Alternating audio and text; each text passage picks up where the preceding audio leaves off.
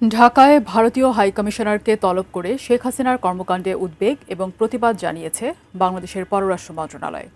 শেখ হাসিনা বাংলাদেশের নির্বাচন বানচালে উস্কানি দিচ্ছেন বলে দিল্লিকে জানিয়েছে ঢাকা। পাল্টা এক বিবৃতিতে নয়াদিল্লি দাবি করেছে, বাংলাদেশের স্বার্থবিরোধী কাজে ভারতের ভূখণ্ড ব্যবহার করতে দেয়া হয় না। বাংলাদেশের শান্তিপূর্ণ ও বিশ্বাসযোগ্য নির্বাচন অনুষ্ঠানে সহযোগিতা করার কথাও বলেছে দিল্লি। ঢাকায় ভারতীয় হাইকমিশনার প্রণয় কুমার ভার্মাকে তলব করার বিষয়টি রোববার দুপুরে এক বিবৃতিতে জানায় বাংলাদেশের পররাষ্ট্র মন্ত্রণালয়। রোববারই ভারতীয় দূতকে তলব করা হয়েছিল বলে জানিয়ে বিবৃতিতে উল্লেখ করা হয়, প্রণয় ভার্মার কাছে বলা হয়েছে শেখ হাসিনাকে উস্কানিমূলক বক্তব্য অব্যাহত রাখার সুযোগ দিচ্ছে ভারত এবং শেখ হাসিনা বাংলাদেশের নির্বাচন ঠেকাতে তার সমর্থকদের সন্ত্রাসী কর্মকাণ্ডে জড়াতে বলছেন।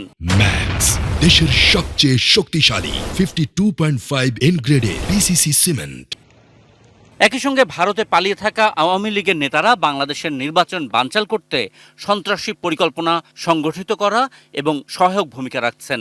এসব কর্মকাণ্ড বন্ধ করে পলাতকদের দ্রুত বাংলাদেশের কাছে হস্তান্তরের আহ্বান জানায় ঢাকা। পাশাপাশি বাংলাদেশের বিচারে মৃত্যুদণ্ডপ্রাপ্ত শেখ হাসিনা ও আসাদুজ্জামান খান কামালকে ফেরত দিতে আবারও আহ্বান জানানো হয়। এদিকে ইনকলাব মঞ্চের নেতা ওসমান হাদিকে হত্যা চেষ্টায় জড়িত সন্দেহভাজনদের ভারত প্রবেশ রোধেও অনুরোধ জানিয়েছে ঢাকা। আর তারা ইতোমধ্যেই ভারতে ঢুকে থাকলে গ্রেপ্তার করে প্রত্যর্পণ নিশ্চিত করতে বলা হয় দিল্লিকে।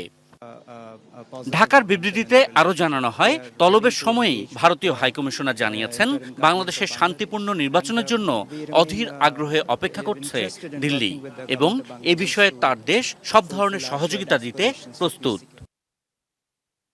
এর পরপরই রোববার সন্ধ্যায় এক বিবৃতিতে নয়াদিল্লি দাবি করে, ভারত কখনো তার ভূখণ্ডকে বাংলাদেশের বন্ধুত্বপূর্ণ জনগণের স্বার্থবিরোধী কার্যকলাপের জন্য ব্যবহার করতে দেয়নি। ভারতের পররাষ্ট্র মন্ত্রণালয়ের ওই বিবৃতিতে বলা হয়, বাংলাদেশের শান্তিপূর্ণ পরিবেশে অবাধ, সুষ্ঠু ও অন্তর্ভুক্তিমূলক এবং বিশ্বাসযোগ্য নির্বাচনের পক্ষে ভারত তার অবস্থান পুনর্ব্যক্ত করছে। আশিকুর রহমান অপু, এটি নিউজ, ঢাকা।